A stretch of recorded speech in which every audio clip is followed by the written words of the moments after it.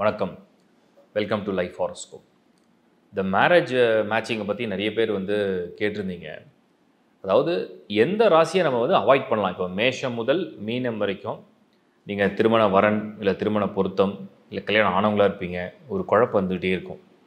நமக்கு வந்து பொருந்தாத ராசியா, நமக்கு இது பொருந்துமா பொருந்தும். அப்புறம் மெயினாக அந்த ரிலேஷன்ஷிப், லவ் அண்ட் ரிலேஷன்ஷிப்பில் ஒரு ஒரு பார்ட்னரை நீங்கள் சூஸ் பண்ண போகிறீங்க. ஃப்யூச்சர் லைஃப் அப்படின்றது உங்களுக்கு பொருத்தமான ஒரு நட்பு ராசியாக, ஒரு நட்பு நட்சத்திரமாக இருந்தால் சேஃப். ஸோ அதை பற்றி தான் இப்போ கிளியராக பார்க்க போகிறோம். ஒவ்வொரு ராசிக்கும் அவங்களுக்கு எதை அவாய்ட் பண்ணலாம், எதை அவாய்ட் பண்ணிட்டா, ஏன்னா செலக்ட் பண்ணுற சாய்ஸ் வந்து நிறைய இருக்கும், அவாய்ட் பண்ணுறது ரொம்ப கம்மியாக இருக்கும். அதை மட்டும் முடிஞ்ச அளவுக்கு தான் அவாய்ட் பண்ணிட்டீங்கன்னா சேஃப். அது என்னன்ற டீட்டெயிலாக பார்ப்போம். lifehoroscope.in இந்த வெப்சைட் மட்டும் தான் நம்மளுது. கிளிக் பண்ணுங்கள், அதில் உள்ள ஹாரோஸ்கோப் அண்ட் அதர் சர்வீசஸை யூஸ் பண்ணிங்க. தேங்க்யூ. தனுசு ராசியை பொறுத்த வரைக்கும், அதாவது தனுசில் வந்து மூல நட்சத்திரம் இருக்குது. இந்த நட்சத்திரத்துக்கு தான் அதிகமான எதிர்ப்பு. மூலத்தை கல்யாணம் பண்ணலாமா, மூலம் ஓகே ஆகிடுமா, மூலம் சரி வருமா, மூலம் சரி வராதான்ற ஒரு கேள்வி.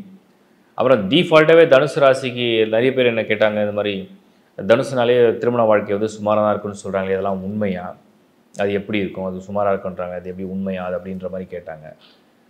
தனுஷை பொறுத்த வரைக்கும் அப்படிலாம் ஒரு விதி விலக்கெல்லாம் கிடையாது. ஒரு மேட்சிங் நல்லா இருந்தால், கம்பேட்டபிள் நல்லா இருந்தால், டிஃப்ரெண்ட்டாக லைஃப் நல்லாயிருக்கும். அப்புறம் வந்து தனுஷுக்கு 2 கல்யாணம் நடக்கணும் வேறு சொன்னாங்க. நிறைய பேர் சொன்னாங்க டுவெல் சிம்பிள். ஸோ தனுஷுக்கு வந்து 2 கல்யாணம் நடக்கணும்லாம் சொல்கிறாங்க.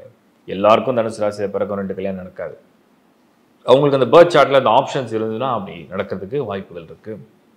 அப்போ நம்ம வந்து இதுக்கு பொருத்தம் இல்லாதது, அதாவது தனுசுனா எதை தேர்வு செய்ய வேண்டாம், தனுசில் பிறந்து நீங்கள் தேர்வு செய்யக்கூடாது அப்படின்னு எடுத்தோம்னா, நம்பர் 1 ரிஷபராசி, நம்பர் 2 துலாம் ராசி. சில சமயத்தில் துலாம் ஒத்து போகிற மாதிரி தெரியும். ஏன்னா தனுசுக்கு துலாம் அட்வான்டேஜாக இருக்குல்ல. பட் ஆனால் அதை முடிஞ்சலுக்கு அவாய்ட் பண்ணிங்க. 2 ராசிகள் ஒத்து போகாது. ரிஷபராசி ஒத்து போகாததுக்கு ரீசன் உங்களுக்கு ரொம்ப ஸ்ட்ரைட்டாக தெரியும். 1 6வது ராசி, ரிஷபத்துக்கு தனுசு 8வது ராசி, சஷ்டாங்க ராசிகள் ஒத்து போகல. 2வது ரிஷபத்துக்கு அதிபதி சுக்கிரன், தனுசுக்கு அதிபதி குரு, ராசியுடைய அதிபர்கள் ஒத்து போகலை. அதுக்கப்புறம் டிஃபால்ட்டாகவே வந்து பார்த்திங்கன்னா, இது வந்து குருவுடைய ராசியாக இருந்தால் அது எப்பவுமே அதோட சிந்தனை தெளிவு வேறு, அதோடய உணர்வு வேறு. சுக்கரனுடைய ரிஷபம் வந்து அதோடைய அறிவு தெளிவு உணர்வு வேறு. அப்போது இந்த பக்கம் துலாம் எடுத்தாலும் கிட்டத்தட்ட அப்படி தான். துலாம் வந்து ஒரு ஆண் ராசி, தனுசும் ஒரு ஆண் ராசி, அதுவும் ஒத்து போகிறதில்ல. இங்கேயும் சுக்கரன், இங்கே குரு, அதுவும் ஒத்து போகிறதில்ல. 11-3 நம்பர்ஸில் வேணால் ஓகே, ராசியுடைய கவுண்ட்டில் வேணால் பரவாயில்ல. பட் இருந்தால் அது பெருசாக ரெக்கமெண்ட் பண்ணுறதில்ல. அப்புறம் நிறைய பேர் கேட்டாங்க, குருனாலே வந்து ஒரு மேன்மை, ஒரு உயர்வான சிந்தனை. குரு உச்சமாவது கடகம், ஆனால் தனுசுக்கு கடகம் வந்து 8வது ராசி, அது பண்ணலாமா? கண்டிப்பாக பண்ணக்கூடாது. டோட்டலாக அவாய்ட் பண்ணணும்னு கிடையாது. தனுசு ராசியும் கடக ராசியும் டோட்டலாக அவாய்ட் பண்ணணும்னு கிடையாது. சில சமயத்தில் பொருந்தும், சில ஹாரோஸ்கோப்புக்கு அது பொருந்தும், எல்லாருக்கும் பொருந்துறதில்லை. அதை கொஞ்சம் திங்க் பண்ணணும், யோசிக்கணும், நல்ல அனலைசிஸ் பண்ணி தான் பண்ணணும். ஸோ இது ஒரு பாயிண்ட்டை கிளியர் பண்ணிடுறேன். அப்புறம் நிறைய பேர் கேட்டது என்னென்னா, தனுசு ராசிக்கு வந்து மகரம் கும்பம் சனியுடைய ராசியாக இருக்கே, சனியும் குருவுடைய ராசியும் ஒத்து போகுமா அப்படிங்கிற ஒரு இதுவும் வந்தது. சனி வந்து குருவுக்கு வந்து கண்ட்ரோலில் தான் வரும். ஒத்துலாம் போகாதுன்னா சமமாக இருக்கும், கொஞ்சம் ஈக்குவலாக ட்ரீட் பண்ண வைக்கல, இல்லைன்னா அது இதோட கண்ட்ரோலில் வரும். அப்படி தான் நம்ம அதை எடுத்துக்கணும். ஸோ தனுசு ராசிக்காரர்கள் மகரத்தை கல்யாணம் பண்ணலாமா, கும்பத்தை கல்யாணம் பண்ணலாமான்னு கேட்டிங்கன்னா, ஒரு லாஸ்ட் ஆப்ஷனில் வச்சுக்கலாம். இருக்கிறதுலே ராசிகள்லேயே தனுசுக்கு தான் கம்மியான ஆப்ஷன் வரும் மேரேஜ் மேட்சிங்கில். ஸோ லாஸ்ட் ஆப்ஷனாக வச்சுக்கலாம். பண்ணவே கூடாதுன்னு கிடையாது, லாஸ்ட் ஆப்ஷனில் வச்சுக்கலாம். அப்புறம் அவங்க கேட்டது என்னென்னா, தனுசு ராசிக்காரர்கள் தனுசையே கல்யாணம் பண்ணிக்கலாமா? தனுசை சேர்ந்தவர்கள் தனுசையே கல்யாணம் மூலமாக வந்துடுச்சுன்னா மூலம் பண்ணாதீங்க. மூலம் வாசஸ் மூலம் நாட் அட்வைசபிள். மூலா நட்சத்திரத்தை சேர்ந்தவர்கள் அதே நட்சத்திரத்தை கல்யாணம் பண்ணுறது நாட் அட்வைசபிள். ஒருவேளை மூலம் அண்ட் பூராடம்னு வந்து தசா சந்தி இல்லாமல் இருந்து ஹாரோஸ்கோப் நல்லா இருந்தால் பண்ணலாம் அப்படின்னு சொல்லலாம். பட் ஏக ராசியில் உள்ள தனுசில் உள்ள பிரச்சனை என்னன்னு நான் சொல்கிறேன். தனுசு ராசிக்கு எப்போல்லாம் வந்து சங்கடமான நேரங்கள்லாம் நெருங்குதோ, பர்டிகுலராக அந்த ராகு கேது பயிற்சி வரும், அப்போல்லாம் கருத்து மோதல்கள் வரும். அடிப்படையிலே தனுசு ராசிக்காரர்கள் தனுசை கல்யாணம் பண்ணிட்டாங்கன்னா ஏதோ ஒரு காரணத்தில் கொஞ்சம் பிரிஞ்சு வாழ வேண்டி வரும்.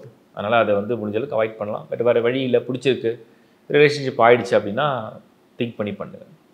ஸோ என்னுடைய கருத்து என்னென்னா, தனுசு அவாய்ட் பண்ண வேண்டிய லிஸ்ட்டில் ரிஷபம் துலாம் தான் மெயினில் வருது.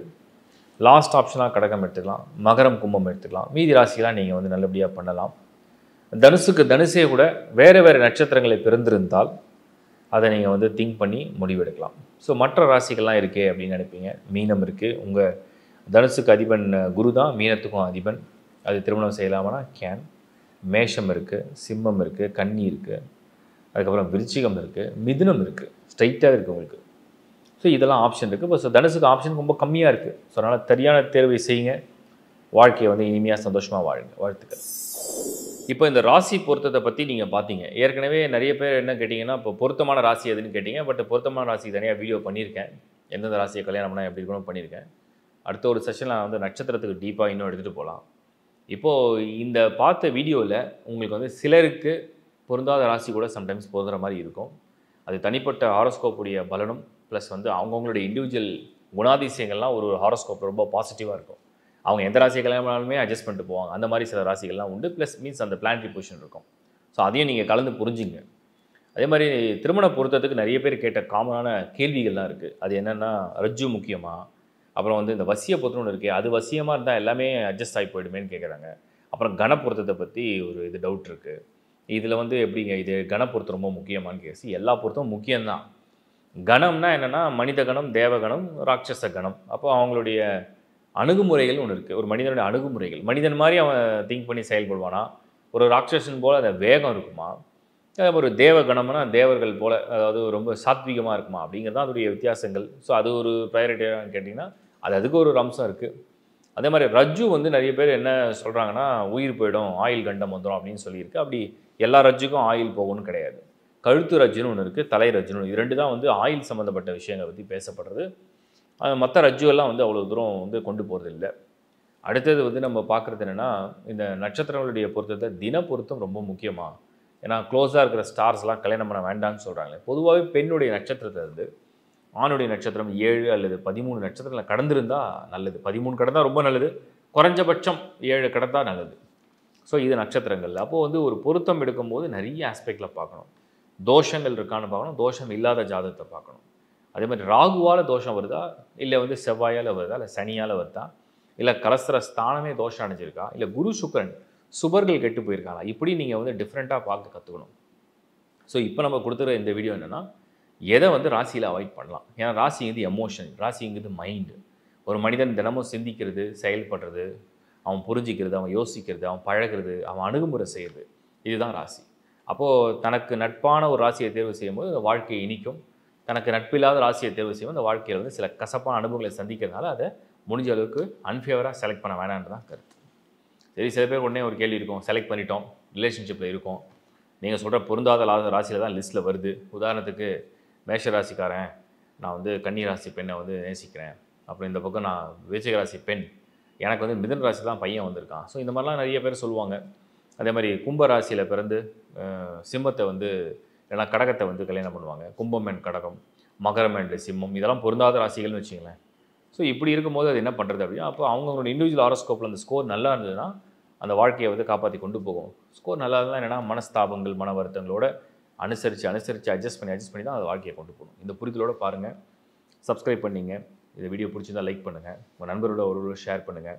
lifehoroscope.in மேரேஜ் மேட்சிங்க்கும் ஒரு ஆப்ஷன் கொடுத்துருக்கோம், ஒரு சர்வீஸ் ஆட் பண்ணியிருக்கோம், அதையும் பயன்படுத்திங்க. ப்ளஸ் டீட்டெயில் ஹாரோஸ்கோப் ப்ரெடிக்ஷனும் மேரேஜ் மேட்சிங் இருக்குது. தேங்க்ஸ் ஃபார் வாட்சிங் லைஃப் ஹாரோஸ்கோப். மறுபடியும் உங்களை சந்திக்கிறேன். Bye from Shankar Narayan. வணக்கம்.